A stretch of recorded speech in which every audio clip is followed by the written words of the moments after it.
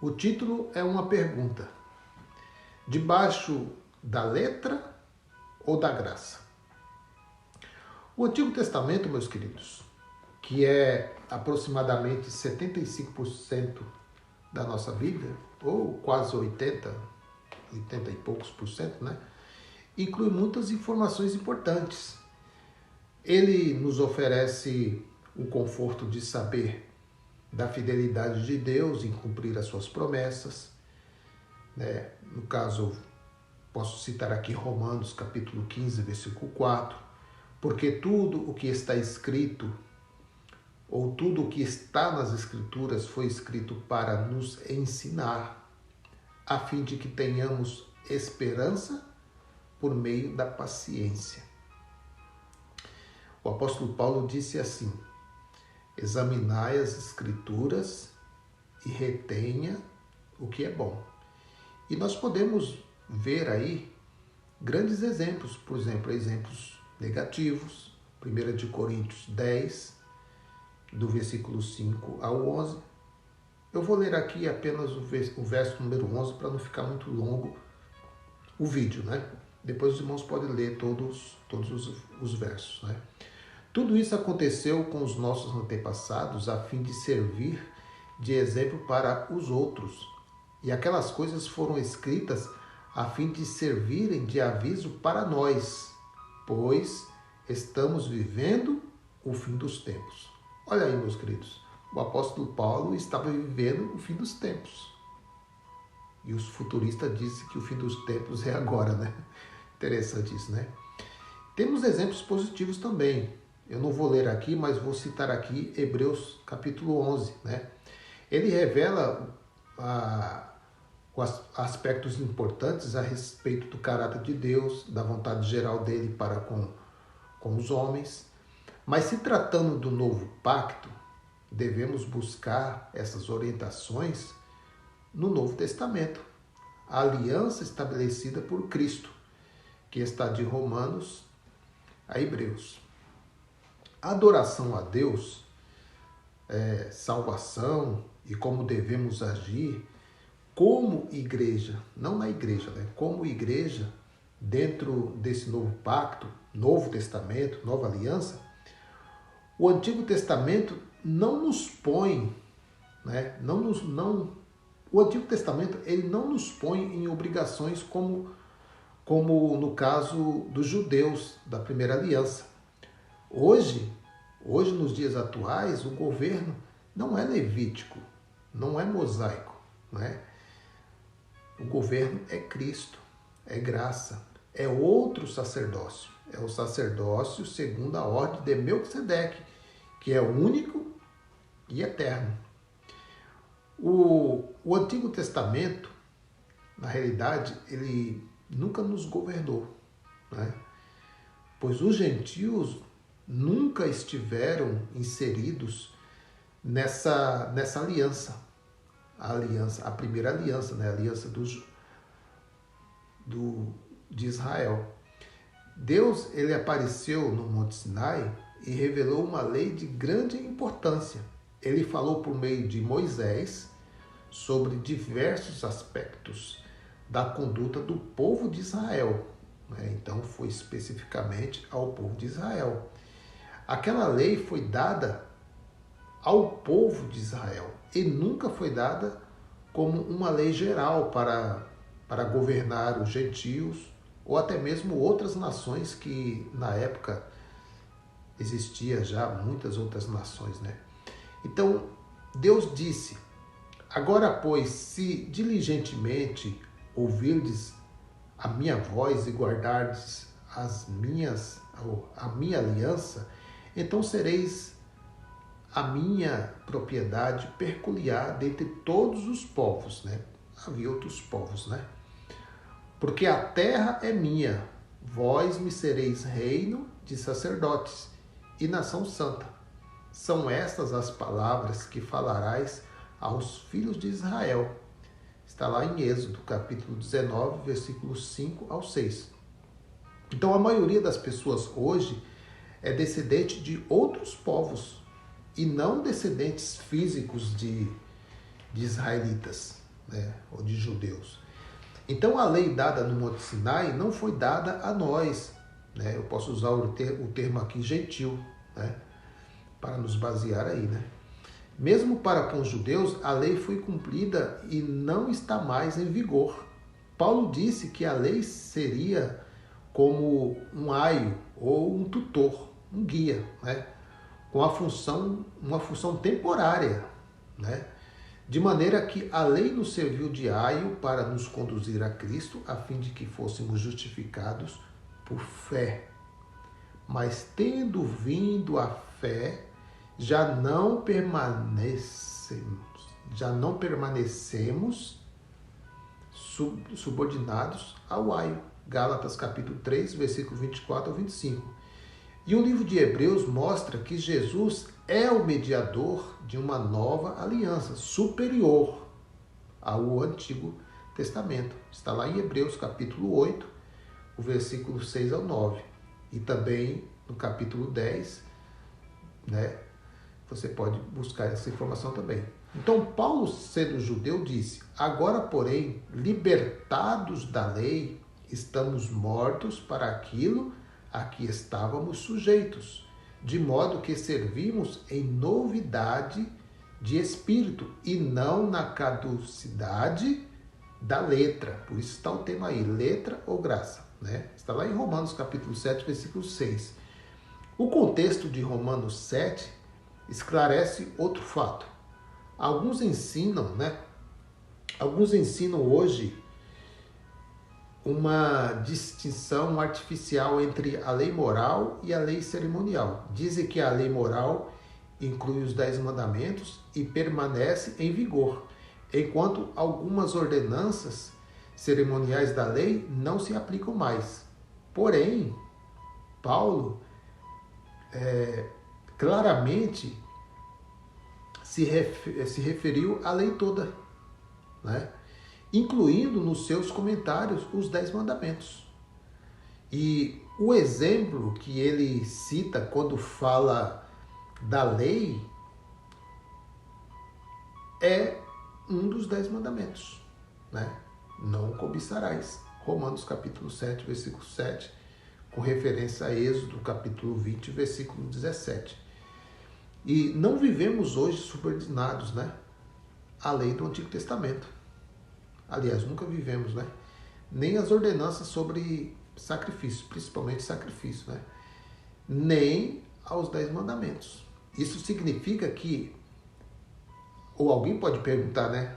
Então é permitido matar, adulterar, cobiçar, mentir, etc? Claro que não, né, meus queridos? A nova aliança claramente proíbe tais comportamentos. E devemos ser obedientes ao Evangelho de Cristo, né? Podemos ilustrar aqui este ponto pensando nas várias constituições do Brasil. Podemos usar aí. Era crime matar antes de 1988 e continua sendo crime matar até hoje, né? Mas se alguém matar hoje, será julgado pela Constituição atual, não pelas anteriores. Da mesma forma, quem mata ou adultera hoje, segundo a lei da semente, colherá, né? Essa é a lei da semeadura. Semeia-se na carne, colhe na carne, né? E não pelas palavras reveladas a Moisés no Monte Sinai, né?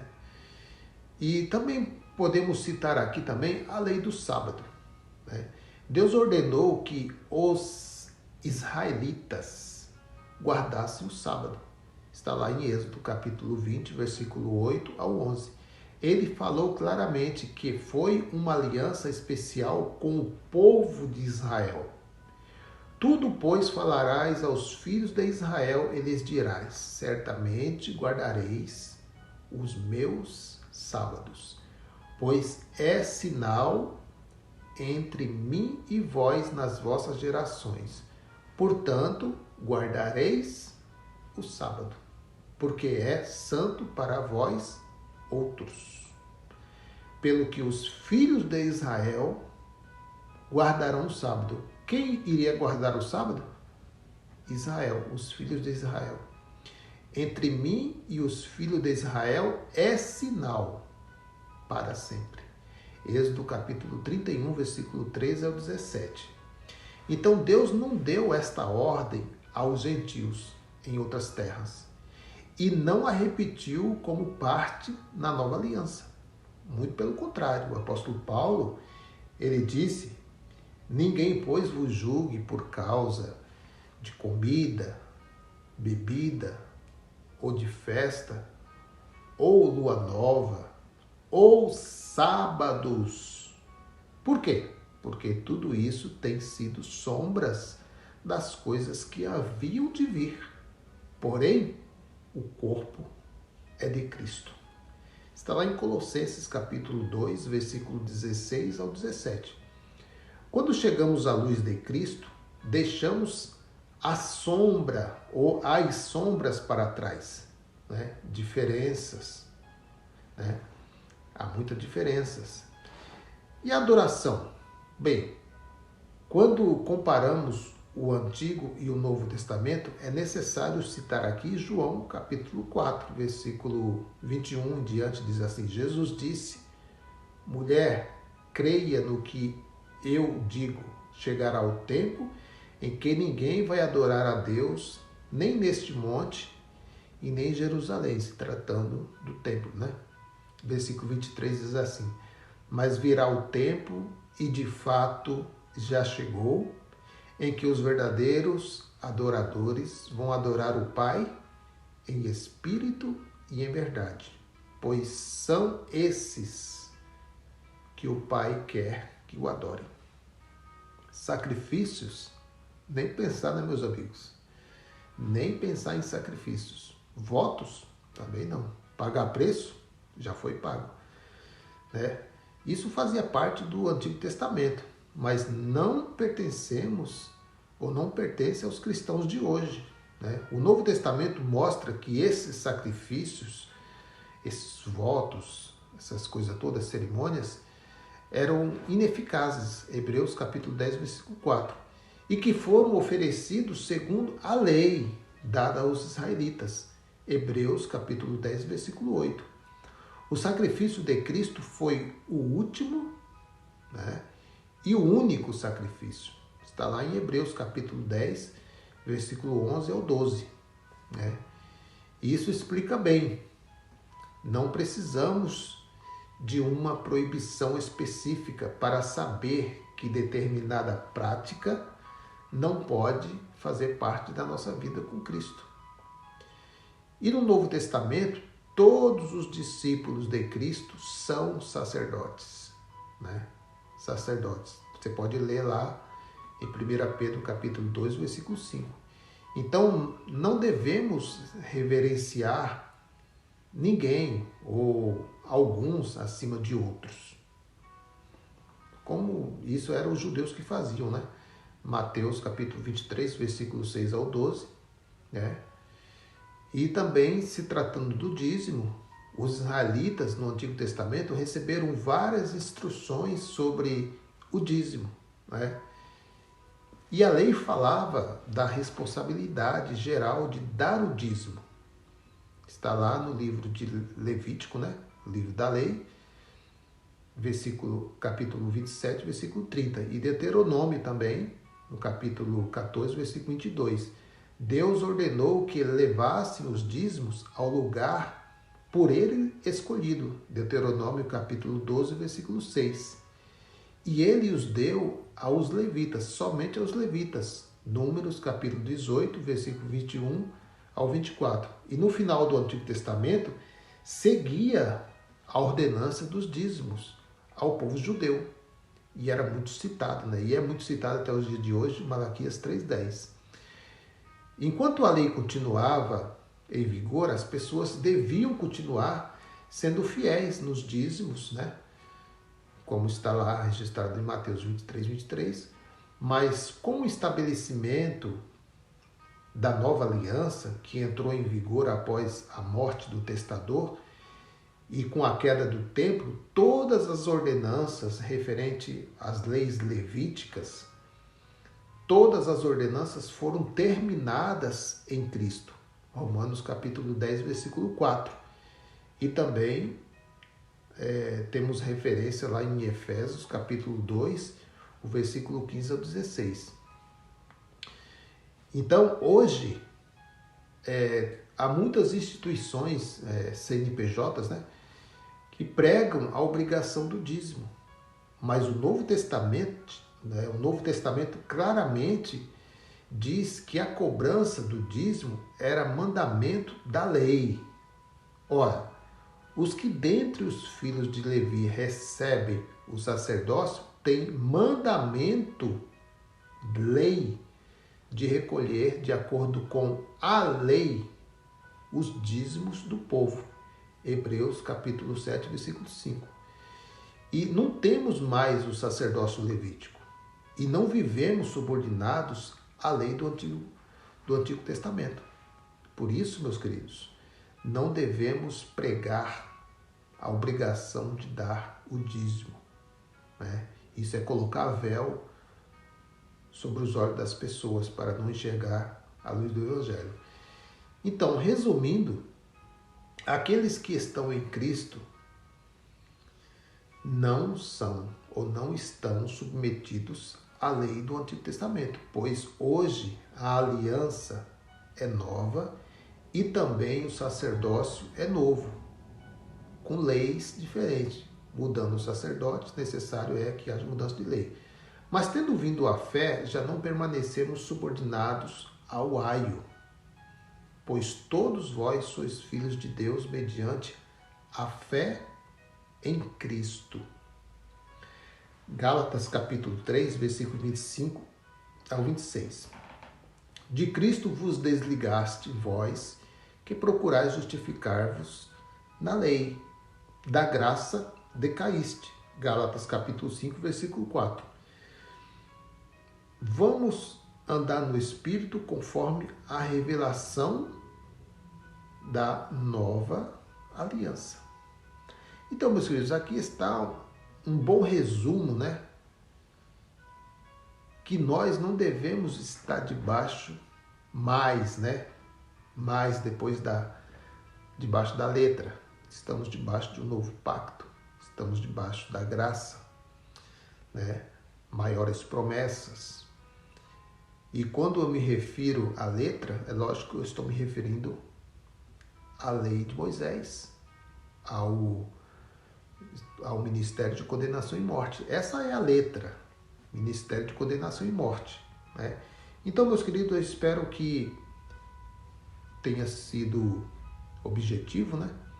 Eu espero que esse conteúdo sirva para que o irmão cresça mais no conhecimento e na graça. E mais uma vez eu peço aos irmãos que compartilhem essa mensagem. Se você não é inscrito ainda, faça sua inscrição. Acione aí o sininho para que toda vez que nós entramos aqui com um vídeo novo, você seja notificado.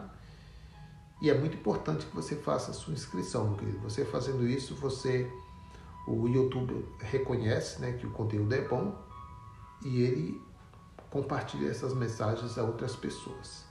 Graça e paz a todos. Seu irmão em Cristo Orlando, canal Removendo o Véu Mosaico. Graça e paz.